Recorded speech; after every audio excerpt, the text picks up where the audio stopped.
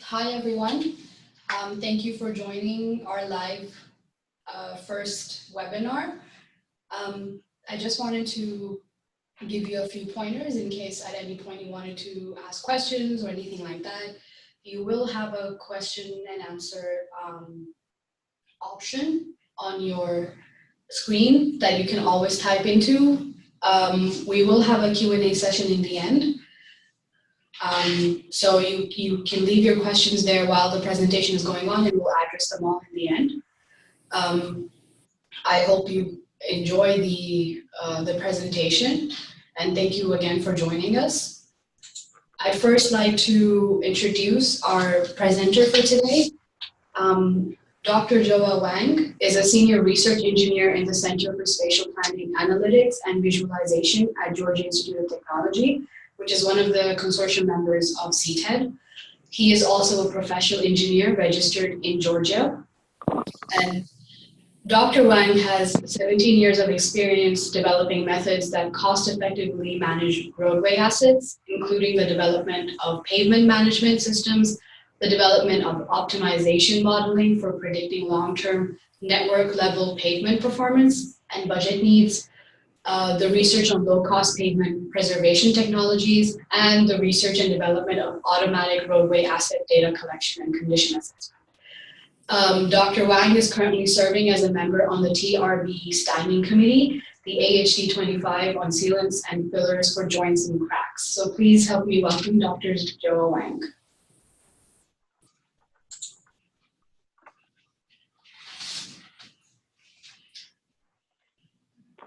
Okay, so thanks to Abiya's introduction and the coordination. I'm so glad to have this opportunity to share with you the final result of findings of this research project.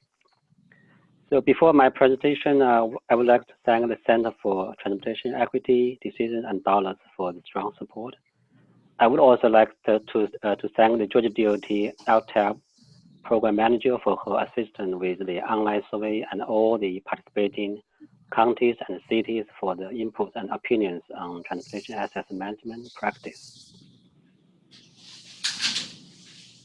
Our research team consists of 4 graduate and undergraduate students from different schools at the Georgia Tech, such as the city and the regional planning, civil and the environmental engineering, and the industrial and the system engineering.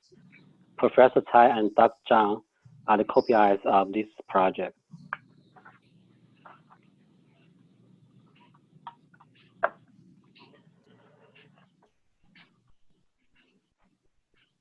This project is to address the need of a systematic approach for managing the transportation assets in local governments. As we know, the local governments in the United States are managing 3/4 of total 4 billion miles of roadway and more than 1/2 of nearly 600,000 bridges. We know that the transportation assets management system have been widely used in state DOTs. However, lots of local governments still rely on individuals' knowledge and experience to make decisions on maintenance and rehabilitation. So this makes it very difficult for local government to maximize the benefit of the shrinking the budget and practice the accountability to the legislatures, public, and other stakeholders. This flowchart shows the research approach and the procedures. The objective of this project is to analyze underlying factors that hinder the local government from adopting transportation asset management. So for this purpose, we conducted an online survey with the policymakers and the practitioners in in local governments. So then based on the survey results, an asset management guideline was proposed, which considers the local government's particularity in organization, workforce, and funding sources, as well as the similarity to state duties. After that, the up-to-date technology such as 3D sensing, cloud computing, and the mobile web applications were also recommended in the proposed guidelines. So finally, we developed explore a mathematical programming model to support the network level decision making on the maintenance and rehabilitation. So the first part of my presentation is regarding the online survey analysis and the proposed guidelines. For the online survey, we use the Qualtrics to conduct the online survey. The survey questions were designed based on our comprehensive review on the references from Federal Highway Administration, AASHTO, GDOT, and the survey in the Kansas state. So which cover abroad the transportation asset management concepts with the focus on the local agencies, the practice in Georgia. We have designed the 35 questions in 6 sections, such as the general information, TAM program, I call the transportation asset management as TAM program, condition assessment, and the data management, performance measure, and decision making, funding, and the rating of current status. Actually, we design all these questions in terms of the key elements in the well-defined the Federal Highway Administration transportation asset management framework. I think this one just shows the very classic framework defined by Federal Highway Administration. In this online survey, we reach local agencies by 3 means. First, we send email requests to about 400 contacts. Actually, they did out the LTAP program manager provide me all these 400 contacts. So second step, we contacted 12 regional commissions and asked them to distribute the online survey link to the associated counties and cities. So finally, we just follow up them by phone and email. So finally, actually within a limited time, we only have several months for this online survey. So through this time, I think we received about 62 responses. So however, we need to clean up data by removing the duplication in the same organization. Also, because some survey are not complete, so we have to filter out that. So finally, we use 44 responses from 27 counties and 17 cities for the final analysis. So as you can see, the selected counties almost evenly distributed in the entire Georgia. Also, the population varies greatly. So, for purpose of the survey analysis, we use the asset tiers. We use asset tier to categorize the counties and cities in terms of the roadway mileage. So for county and city, we use 4 categories, 4 tier levels for both county and cities. So from the histogram, we can see that for the participating counties, so most of them belong to the tier 2 and 3. The following slides, I'm going to discuss the survey result. However, in the interest of time, I'm not going to go over all the 35 questions, so in 6 sections. I only go over a few of them. Hopefully, it will give you a big picture about the current practice in Georgia's local governments. So from the response in the general information, we found that the Public Works Department are mostly involved in managing transportation assets, followed by the Engineering and GIS Department. Additionally, most counties have over 20 employees who are actively involved in managing transportation assets, and most cities have only less than 5 employees. So from this history, we know that, from this information, we know that almost no county has a dedicated department for managing the transportation assets. like the state duties. This section contains the 9 questions regarding our agency's TEM program. Regarding the question, if there is a well-defined TEM program within our agency, the common answer was somewhat. So that means the agencies are still not very familiar with the concept of well-defined the transportation asset management program.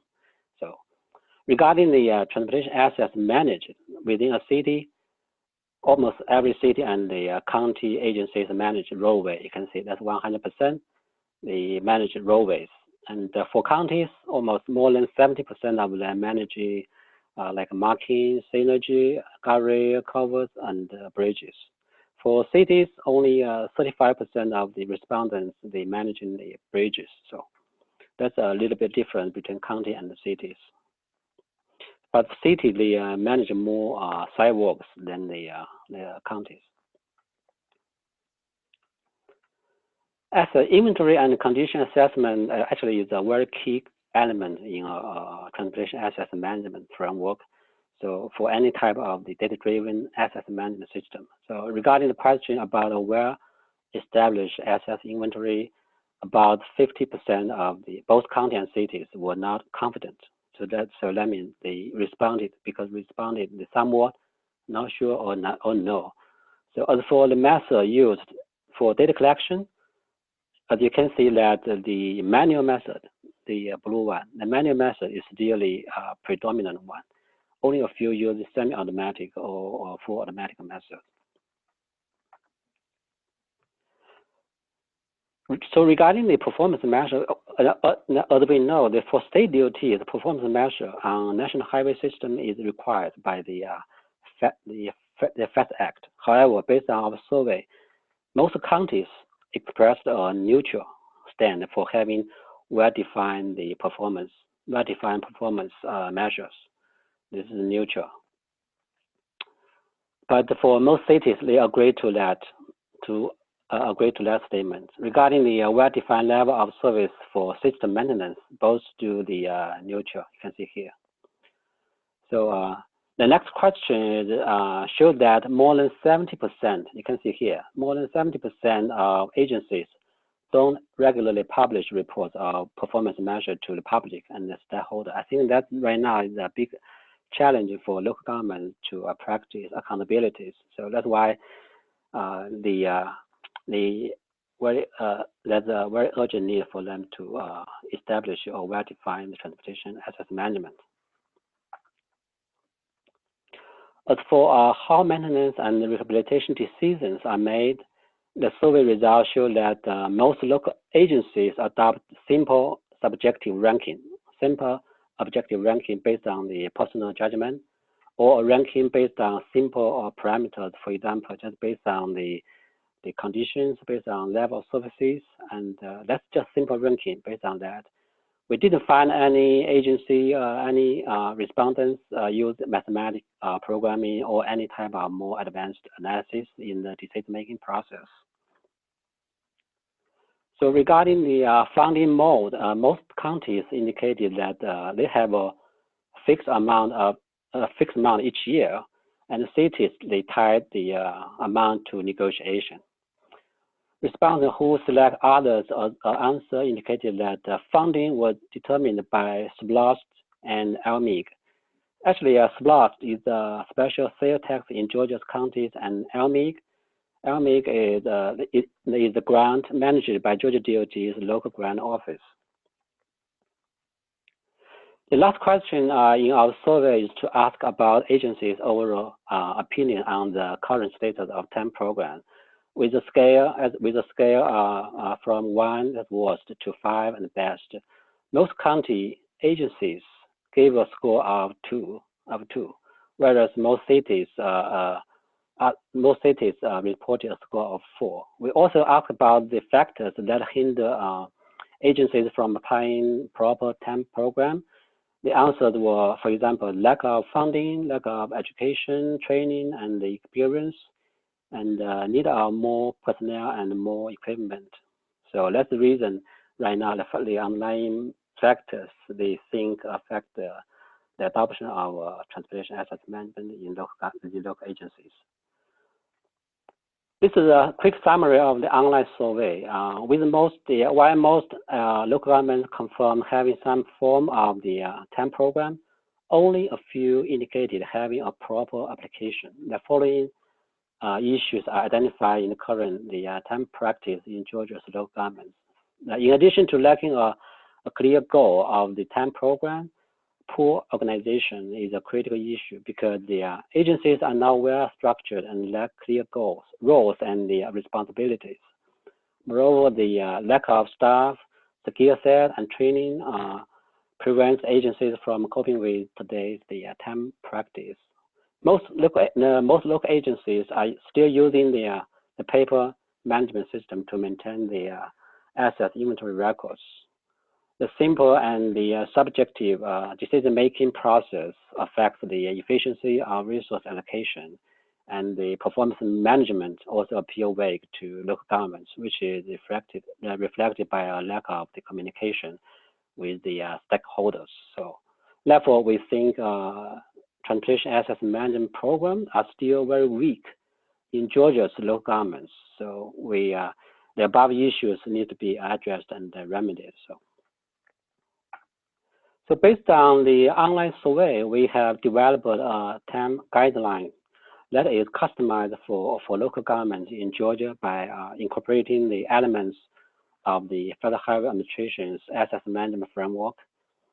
So I think this guideline, I think that because the surrounding states might have kind of similar situation in that case, so this guideline could be extended to those states. So the guideline is organized in 8 chapters, I see here. So the second part of my presentation is concerning the modeling of the cross-asset management. So the objective of cross-asset management is to allocate funding among different types of assets, for example, payment and bridges. Using mathematical optimization for cross-asset management is considered as the most advanced approach so far. However, the existing methods involve significant subjectivity because personal preference needs to be used to weigh the importance of different assets. So therefore, in our research, we set focus to explore how to enhance the objectivity in cross-asset management and the decision making.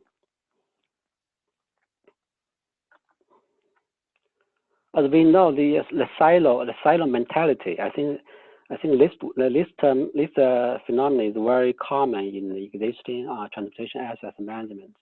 In state DOTs, actually they have developed many different asset management. For example, the payment management system, bridge management system, the safety maintenance, and the facility.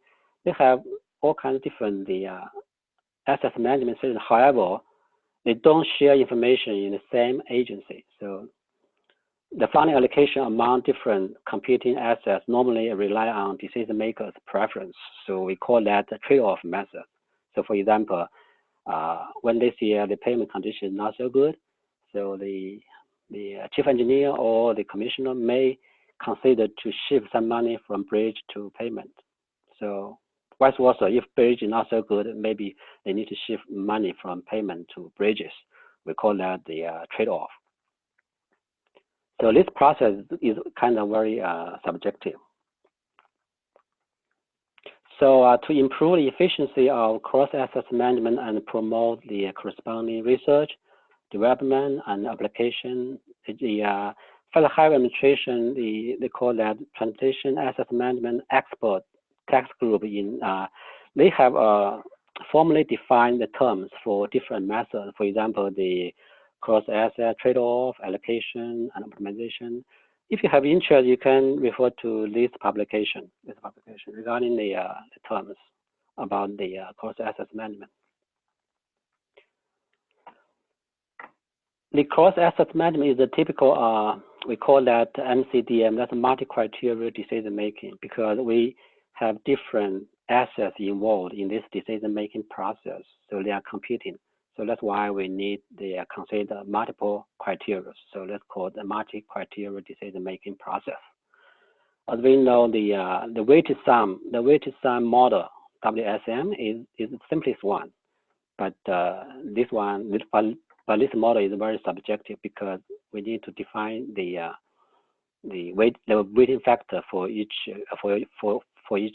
component. So some other more advanced methods such as the analytical hierarchy process AHP.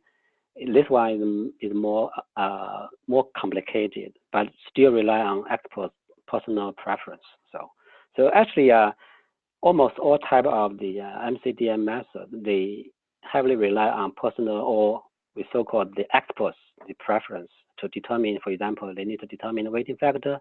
They need to determine the judgment matrix in our HP process.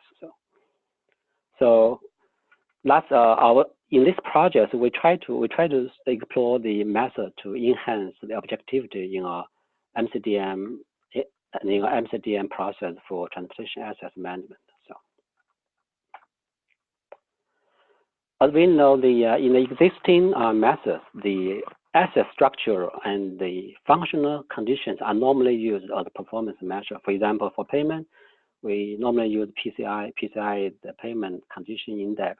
For bridge, we use MBI, that's condition index. We use this condition index to as a measure for performance. So in that case, if we consider both payment and bridge together, so they actually are essentially independent. They are independent.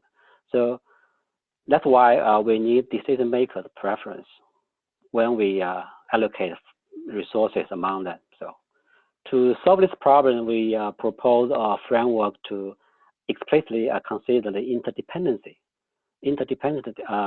between different assets. This framework is developed using payment and bridges as example.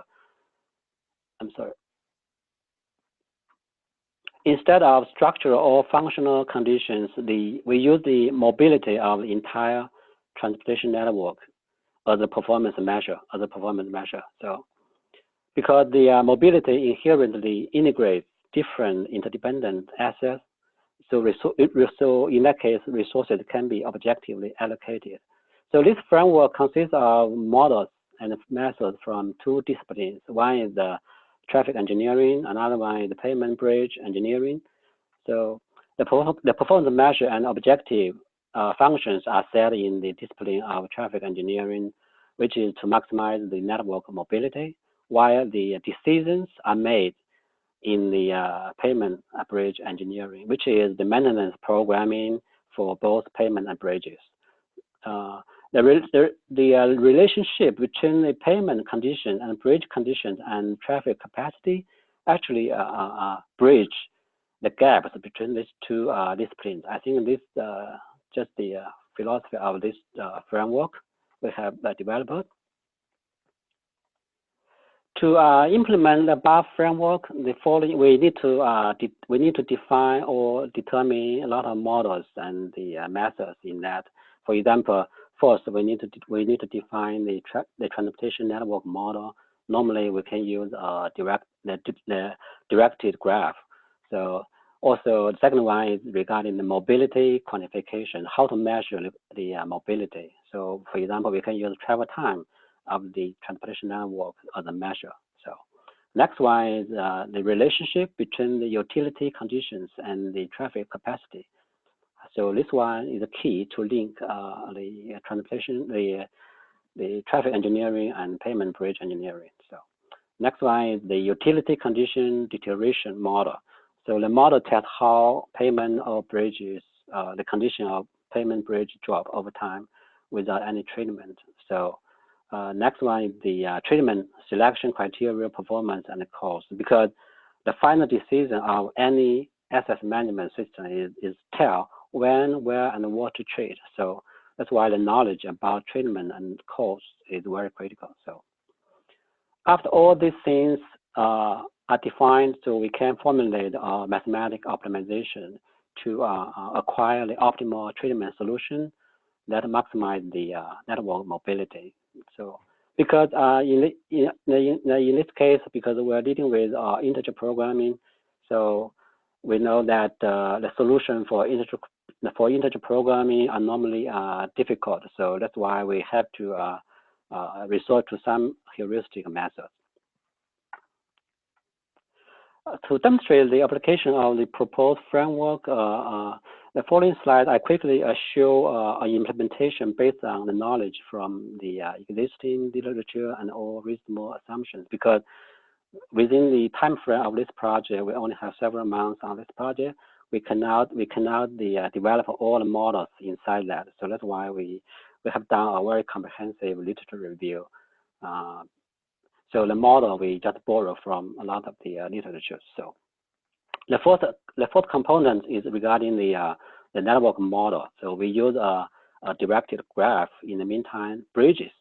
The bridges are defined as attributes associated with different payment segments. So the traffic capacity of a roadway, of a road segment is determined by the minimum value of a payment or bridges on the same road. So regarding the mobility quantification, we actually adopt the definition developed by Learn, etc. So this is the publication. So we referred. So in which the average travel time and the reliability are used for each road segment. The generalized travel time is defined as the combination of these two parts. So the first part is the ratio of actual travel time to the free flow traffic. And the second part is the reliability, the probability that a road segment doesn't meet the reliability requirements. So this equation only measure the mobility of one road segment. So to measure the mobility of entire transportation network, the average travel time for each OD pair, that's the origin destination pair, is first defined. Then we combine them to form the form a measurement for the entire transportation network. The relationship between traffic capacity and payment bridge conditions links. We know that they link the traffic engineering and payment bridge engineering. However, to the best of knowledge, we cannot find too much research in this area, in this interdisciplinary area in literature. For example, for the payment, we only found one study of the two-lane roads in India by correlating traffic capacity to payment roughness. Actually, in this formulation, in this equation, we modify a little bit to fit in with design capacity of Georgia's interstate highways. So, concerning bridges, actually, we didn't find any relative research in literature. So for demonstration purpose, we actually assumed a step function based on definition of National Bridge Inventory Score, that's called NBI score, as shown in this table. Given the design traffic capacity, a bridge capacity is discounted by the NBI score. For example, when NBI is 5, in fact conditions, the capacity, we said that is 85% of design value. This assumption we made for bridge. The next one is the deterioration model and treatment. Deterioration model, we know that is a key component in asset management system. So when a payment or bridge deteriorates, its traffic capacity will also decrease. So in this implementation, we use the deterministic deterioration model proposed by Yang and Madden. So when payment maintenance is applied, the payment condition will also improve. For simplicity, we define 3 categories of treatments, including the do nothing, minor preventive maintenance, and the major rehabilitation. So also in the meantime, payment conditions is categorized as good, acceptable, and poor in terms of a different range of the IRI. IRI actually is a measure for payment smoothness. For bridges, we use a Markov transition probability matrix. So similarly, for treatment proposed, bridge conditions is categorized as excellent, good, fair, and poor. And we also use 3 categories of the treatment: do nothing, minor preventive, and major rehabilitation. So So for example, minor preventive maintenance can only apply to good and fair bridges, and the major rehab just applied to the poor bridges. We call that this the treatment selection criteria. So finally, so with all these components, methods, models are defined, we can form a optimization model. So the objective is to minimize the travel time of the entire transportation network, which is equivalent to maximize the network mobility. The constraints include the first one is regarding the annual budget constraint. The second one and third one is the less intrinsic constraint. For example, only one treatment should be applied to one pavement or bridges in 1 year. That's the intrinsic constraints. For the others means we are going to incorporate all the bar models regarding the deterioration model, treatment model, all the model in others. So this one form the optimization model for the we call that interdependency-based optimization model. So for comparison purpose, so we also develop a weighted sum model based the optimization model. This one is a typical MCDM-based the model, MCDM-based model. So actually, in this model, the objective is to maximize the composite rating, the CR. CR is composite rating. That is the weighted sum of payment rating and the bridge rating. The W is the weighting factor. So that we need to define that using personal judgment. Because the payment rating and the bridge rating have different ranges, so that's why we need to use these two equations to scale them to the same range. So after conversion, the payment and bridge is converted to 0, and the value will be between the 0 and 100. So that's why we can use that for fair comparison. Because it's difficult to acquire the exact solution, as I mentioned that for integer programming problems. So that's why we use the genetic algorithm. So this is a very popular heuristic method. So this flow chart shows the algorithm we use in the following case study. In this case study, we developed a case study using an interstate highway network around the city of Atlanta in Georgia. So we conducted a 5-year maintenance programming with the annual budget of $5 million. So the figures show the equivalent directed graph. In this case study, we have 33 utilities, including 27 pavement segments and 6 bridges. This table shows the initial conditions and the characteristic of each pavement and bridges. So please note that the initial conditions for pavement and bridges are not the actual value, because we just for purpose of the case study we modify the values on proposed. To quantify the impact of the subjectivity, because we know the WSM-based method is subjective. So that's why to quantify the impact of subjectivity, we conducted a sensitivity study by changing the weighting factors from the W from 0 to 1. So this table lists generalized the network travel time, TG, and the composite rating, CR. Because we use because for this model, we use the decision maker's preference to determine the weighting factors. So that's why the composite rating in different cases, this one 60, this one 15.8. So these two values are not comparable because that depends on the decision maker's preference. However, for the travel time, they are comparable because they are objective. For example, when the W is equal to 0.7, we get a composite rating of 55. That's not too bad, right? However, you can see here the travel time is infinite. That means the network is not connected. That means some nodes are inaccessible. So this slide compare the difference of maintenance strategy using above two optimization models. The conditions of 3 bridges, you can see here, that's 30, 31, and 33.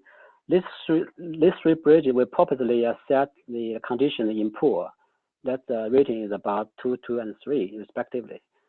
So W will choose the 0.3 for the WSM-based model.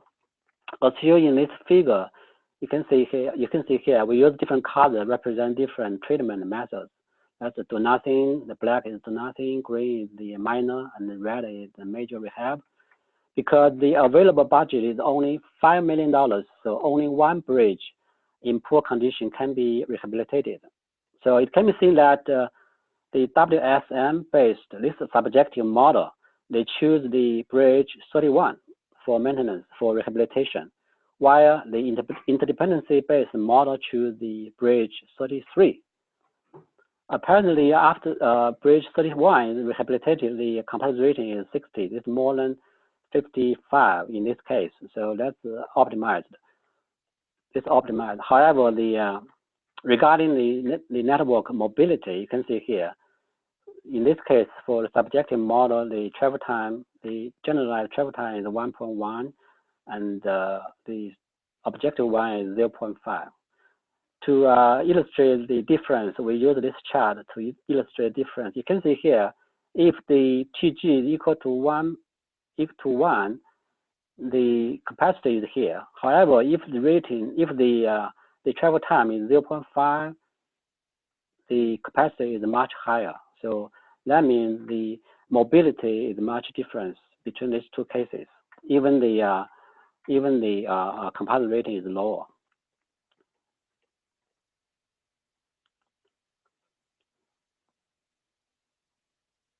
So I think you can see here the top this node we have. So that's why we choose the bridge 33 in this case. You can see here we have two nodes here, right?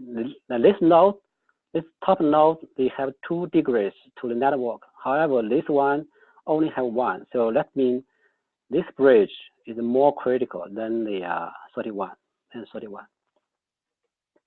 So this table gives the 5-year performance of two models. You can see that interdependency-based model has a much more stable yearly mobility performance because the critical bridge 33 is rehabilitated in the 4th year.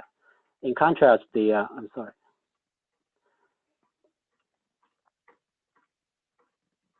In contrast, the critical bridge is treated in the 3rd year by using the WSM-based model because other 2 poor condition bridges are treated in the first 2 years. So the results show that the WSM-based model is unreliable to take into consideration of network mobility. So this is a quick summary of the second part of my presentation.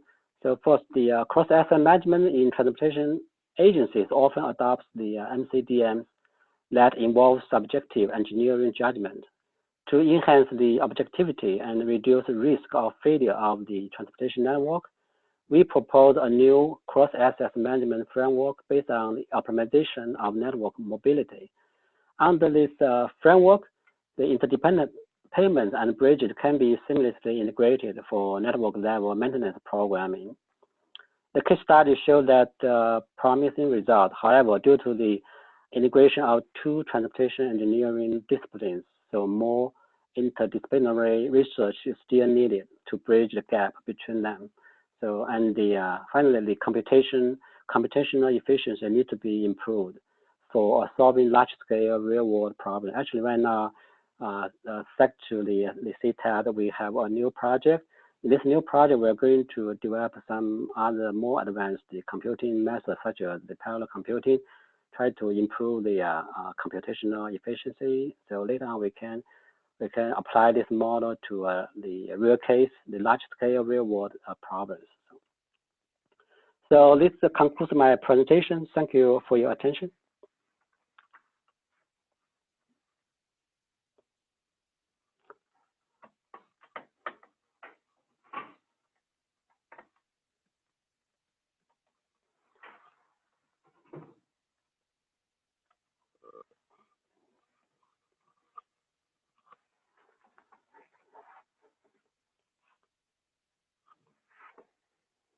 I'm going to take any questions, some question from you.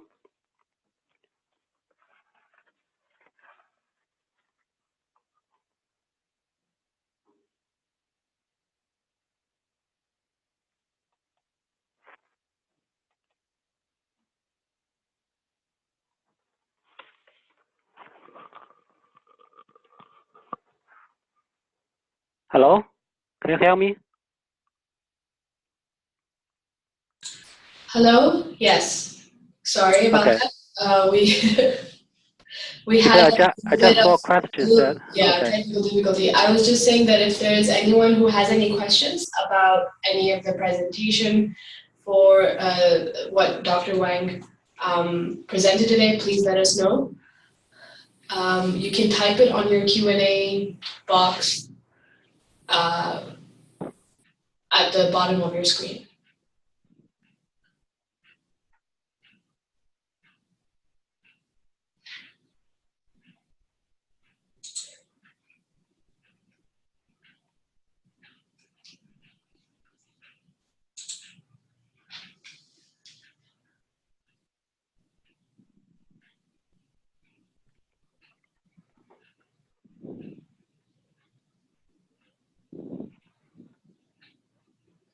So no questions? Okay. I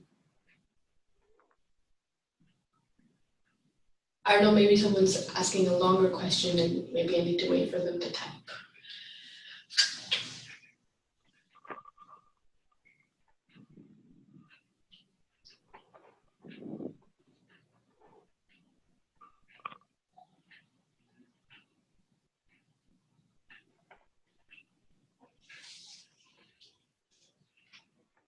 Okay, I guess we don't have any questions for today.